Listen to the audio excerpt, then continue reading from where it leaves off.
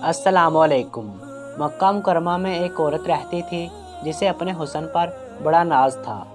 एक मर्तबा नहाने के बाद कपड़े बदल कर अपने बाल संवार रही थी और समझ रही थी कि मैं कोई हूर परी हूँ। हामद को देखा तो बड़े नाज नहरे से बात की कि है कोई मर्द ऐसा जो मुझे देखे और मेरी तमन्ना ना करे।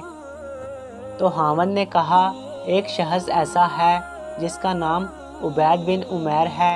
ये मस्जिद नबवी में खतीब हैं। मियाँ बीवी का तल्लक बड़ा अजीब होता है।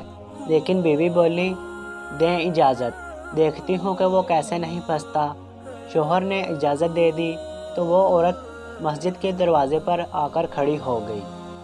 जब मौलाना उबैद बिन उमैर मस्जिद नबवी से बाहर आए तो उस औरत ने पहले तो इस तरीके से बात की कि जैसे कोई मसला पूछने लगी हो।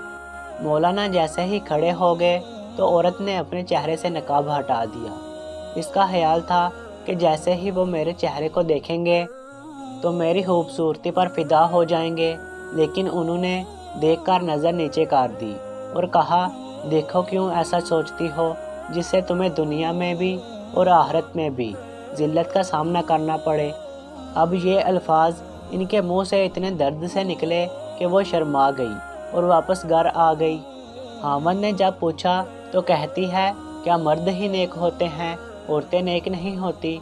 मैं भी नेक बनूंगी। इसके बाद इसकी ज़िंदगी बदल गई और वो सारी सारी रात इबादत में गुजार देती थी।